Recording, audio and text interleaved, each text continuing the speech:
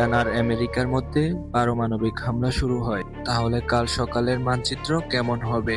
এটি কি দুই দেশের মধ্যে ধ্বংসলীলা, নাকি শুরু হবে দ্বিতীয় বিশ্বযুদ্ধ?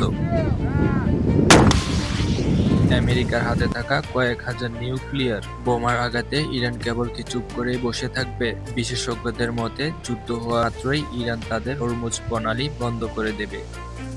এর ফলে সারা বিশ্বে তেলের সরবরাহ থেমে যাবে। মাত্র ৪৮ ঘন্টায় বিশ্বের অর্থনীতি ধসে পড়বে। কিন্তু আসল ধ্বংসলীলা শুরু হবে আকাশপথে। যুদ্ধ শুরু হওয়া মাত্রই রাশিয়া, আমেরিকা, চীন তাদের কয়েক হাজার পারমাণবিক মিসাইল বের করে আনবে। লন্ডন, নিউ ইয়র্ক এই শহরগুলো মানচিত্র থেকে মুছে দিতে সময় নেবে মাত্র আধা ঘন্টা। এক নিমিষেই কোটি কোটি মানুষ ধুলোয় মিশে যাবে।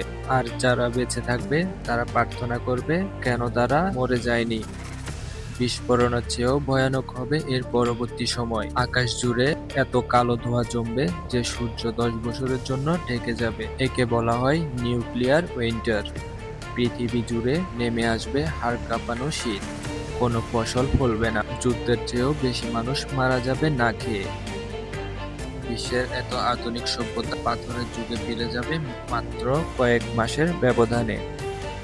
আইনস্টাইন বলেছিলেন, তৃতীয় বিশ্বযুদ্ধ কি নিয়ে লড়াই হবে জানি না, তবে চতুর্থ বিশ্বযুদ্ধ লড়াই হবে লাঠি আর পাথর দিয়ে।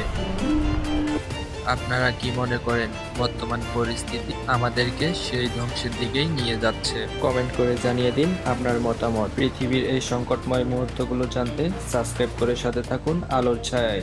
দেখা হচ্ছে পরের কোনো ভিডিওতে। ততক্ষণ ভালো থাকুন, সুস্থ থাকুন। আল্লাহ হাফেজ।